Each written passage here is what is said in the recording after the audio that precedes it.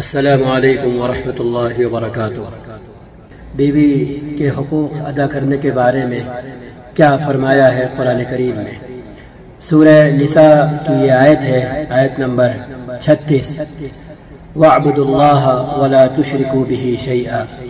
وَبِالْوَالِدَيْنِ إِحْسَانًا وَبِذِي الْقُرْبَى وَالْيَتَامَى وَالْمَسَاكِينِ والجار ذي القربى والجار الجنب والصاحب بالجنب وابن السبيل۔ اس آیت میں ہمیں والصاحب بالجنب سے لینا دینا ہے۔ امام طبری نے اپنی تفسیر میں متعدد طریقوں سے یہ بات درج کی ہے کہ والصاحب بالجنب سے کچھ لوگوں کے مطابق شریک سفر ہے اور کچھ دوسرے لوگوں کے مطابق شریک حیات ہے۔ ظاہر سی بات ہے، اگر شریک حیات کا تذکرہ نہ بھی ہوتا تو شریک سفر جو وقتی شریک ہوتا ہے، کچھ مدت کے لیے شریک ہوتا ہے،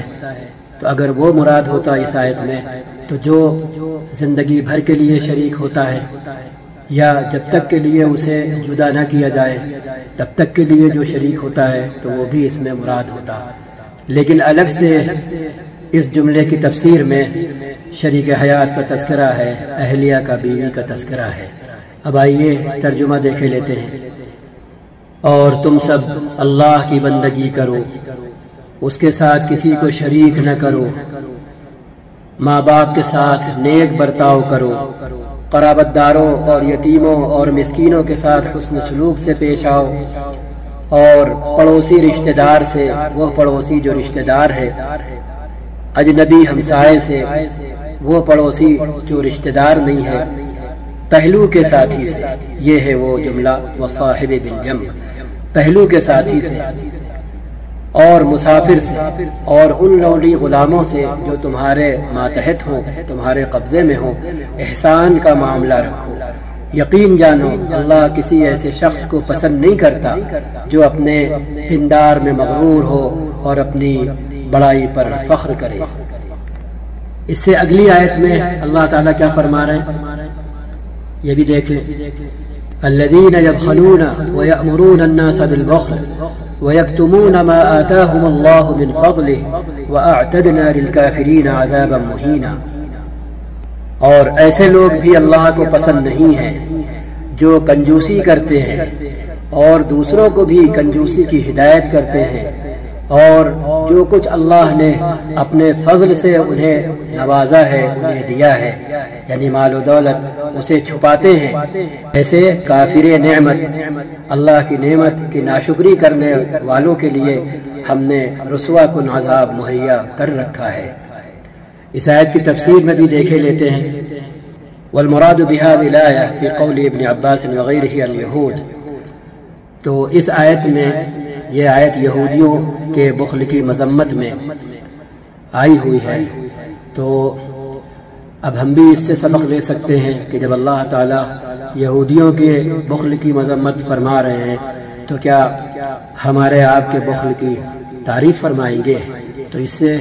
سیدھے سیدھے سمجھ میں آ جاتی ہے یہ بات کہ بخل کسی بھی صورت میں ہو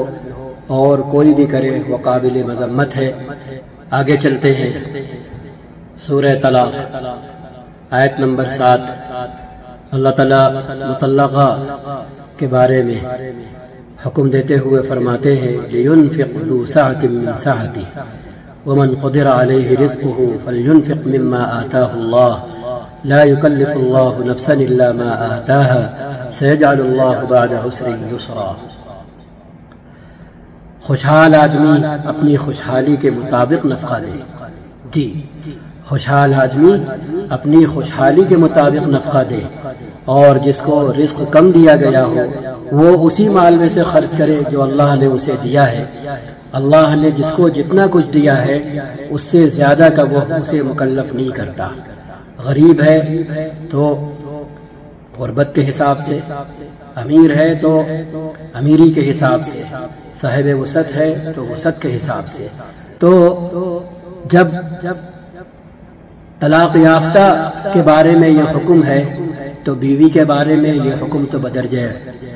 اولا ہے جو ابھی نکاح میں ہے، جو ابھی عقد میں ہے، جو ابھی آپ کے ساتھ ہے، ہمارے ساتھ ہے، اس کے ساتھ اگر ہم وسعت کے باوجود، فراخی کے باوجود، ہاں مالی سہولت اور آسانی کے باوجود اگر ہم تنگی کا معاملہ کریں، ضروری خرچ بھی نہ دیں، اسے ٹالیں، ضروری سہولیات سے اسے مختلف حیل و بہانوں سے بہلا لے جائیں اور محروم رکھیں، تو پھر یہ دو آیتیں کافی ہیں حق سمجھنے کے لیے جو ہم شوہروں پر عائد ہوتے ہیں اپنی اپنی بیویوں اور شریک حیات کے بارے میں۔ ایک حدیث میں اللہ کے رسول صلی اللہ علیہ وسلم نے فرمایا، افضل دینار ينفقه الرجل دینار ينفقه على عیاله، افضل ترین دینار سونے کا سکہ ہوتا ہے، یعنی افضل ترین مال جسے آدمی خرچ کرتا ہے وہ مال ہے، وہ سونا چاندی ہے، وہ روپیہ پیسہ ہے جسے وہ اپنے اہل و عیال پر خرچ کرتا ہے۔ ایک اور روایت میں آپ صلی اللہ علیہ وسلم فرماتے ہیں، دینار انفقتہ فی سبیل اللہ و دینار انفقتہ فی رقبہ، وہ دینار جسے تم راہ خدا میں خرچ کرو، اور وہ دینار، وہ روپیہ پیسہ مال و دولت جسے تم کسی کو آزاد کرنے میں خرچ کرو، وہ دینار تصدقت بہ علی مسکین، اور وہ مال جسے تم کسی ضرورت مند پر خرچ کرو، وہ دینار انفقتہ علی اہلک، اور وہ مال و دولت، وہ خرچہ جو تم اپنی اہلیہ پر، اپنی بیوی پر، اپنی شریک حیات پر خرچ کرو۔ یہ کہہ کر کے، یہ تقابل کر کے آپ صلی اللہ علیہ وسلم فرماتے ہیں، اعظمها اجرا الذی انفقتہ علی اہلک، ان میں سب سے زیادہ اجر و ثواب والا وہ خرچہ ہے جو تم اپنی بیوی پر خرچ کرو۔ جی ہاں، اب ہماری حالت اس کے برعکس ہے، ہم بیوی پر خرچ کرنے کو فضول سمجھتے ہیں، اسراف سمجھتے ہیں، ٹھیک ہے، جبکہ یہاں راہ خدا کا تذکرہ ہوا، غلام آزاد کرنے کا، ضرورت مند پر خرچ کرنے کا تذکرہ کر کے فرمایا گیا ہے کہ وہ خرچہ جو تم اپنی بیوی پر خرچ کرو وہ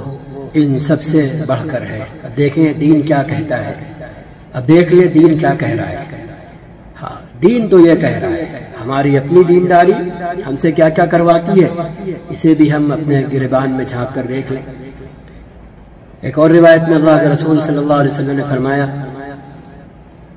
کہ تم